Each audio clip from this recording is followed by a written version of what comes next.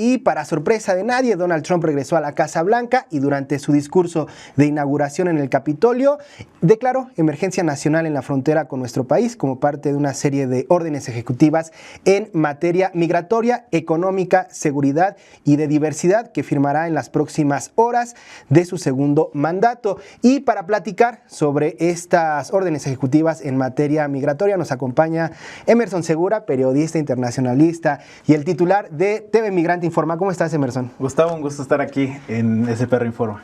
¿Qué te parecieron estas órdenes ejecutivas de Trump? Bueno, pues digamos que había mucha expectativa, ¿no? Desde luego en la comunidad migrante, nuestros paisanos en los Estados Unidos, había incertidumbre, expectativa sobre lo que iba a suceder esta mañana, pues con Donald Trump y las órdenes ejecutivas. En efecto, como señalas, firmó varias órdenes que van, digamos, desde enviar elementos, ¿no? del ejército a la frontera sur, también que el programa que se permanecer en México se siga impulsando, pero también hay que decir que son medidas que ya se venían realizando, ¿no? Es decir, estas deportaciones masivas, este plan de deportaciones masivas que se había planteado en un inicio, pues finalmente de momento no ha sucedido. En materia económica fue mucho más cauto, no mencionó el Tratado de Libre Comercio que tiene con Canadá y México, lo dejó de lado, ¿no? Y era la principal amenaza ahí en el tema económico. Desde luego sería un disparo en el pie para la economía estadounidense aplicar aranceles, así que también como pues medidas migratorias de mano dura, ¿no? Dada la importancia pues de la comunidad migrante en función de su fuerza laboral, de la aportación también tributaria en impuestos, ya que pues pagan incluso más que los estadounidenses.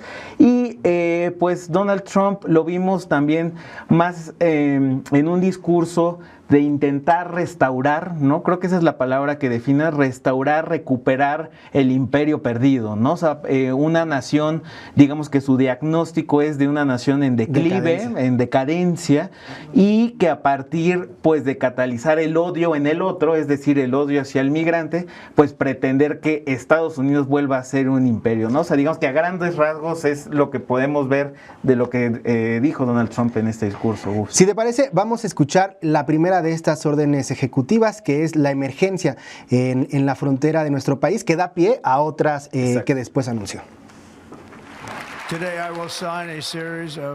Hoy voy a firmar una serie de históricas órdenes ejecutivas que van a comenzar la restauración completa de Estados Unidos y la revolución en un sentido común. Todo bajo un sentido común. Primero, voy a declarar estado de emergencia nacional en nuestra frontera sur.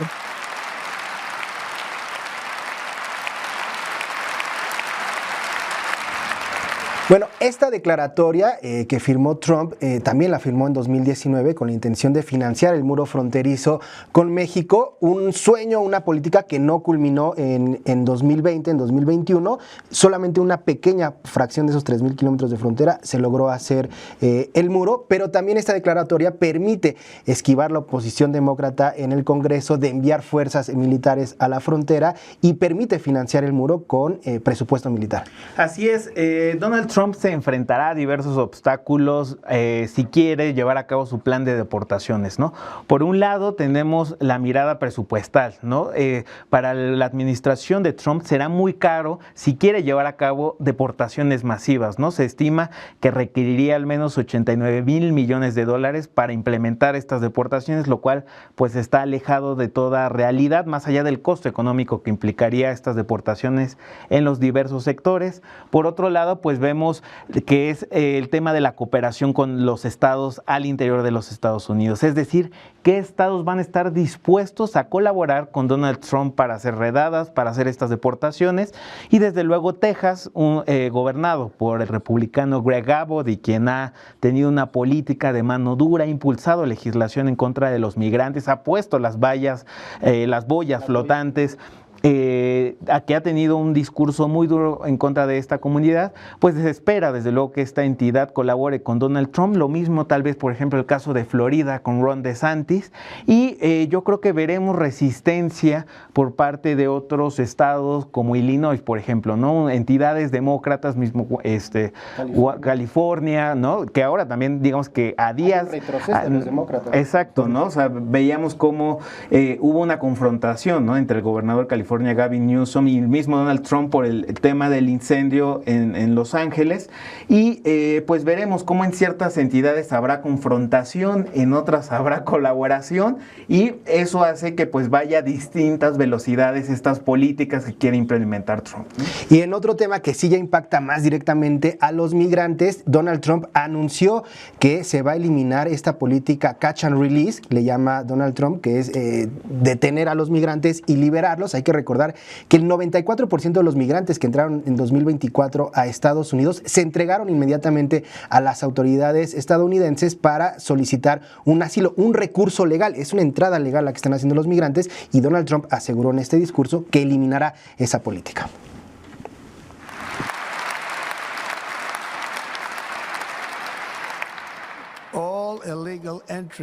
Toda entrada ilegal será inmediatamente detenida y comenzaremos el proceso para retornar a millones y millones de criminales para que regresen a los lugares de donde vinieron.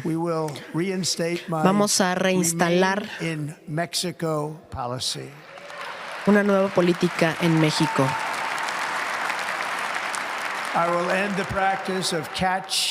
Vamos a aplicar la política de detener y regresar. Vamos a mandar tropas a la frontera sur para repeler este desastre que se ha registrado en nuestro país.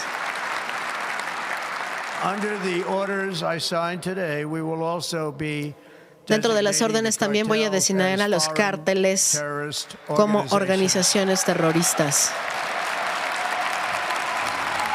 Bueno, como ya comentábamos, esta frase de capturar y liberar a los migrantes fue una frase recurrente en la campaña de Donald Trump, pero también habló de este otro programa que es el Permanece en México, que había sido, la sustitución fue el CBP One. Así es, justamente una de las medidas, digamos que el objetivo tanto del gobierno estadounidense como del mexicano era tener los flujos migratorios de manera ordenada, regular y ordenada, ¿no? O sea, ese era el objetivo de ambos países, y Estados Unidos desde luego que buscaba que los solicitantes de asilo pues se quedaran en México, es decir, que no siguieran su proceso de solicitud de asilo al interior de los Estados Unidos, ¿no? Y una alternativa a esto fue el CBP One, ¿no? Una aplicación digital a partir de la cual, a partir de ciertos requerimientos, se podía solicitar asilo a los Estados Unidos.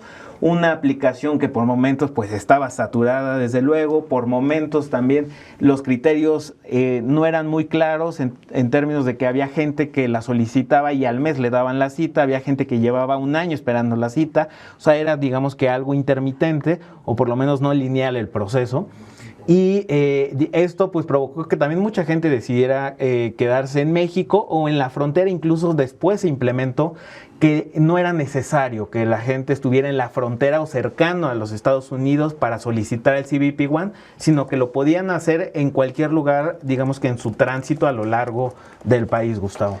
SPR Informa. Tus causas son noticias. SPR Informa. SPR Informa.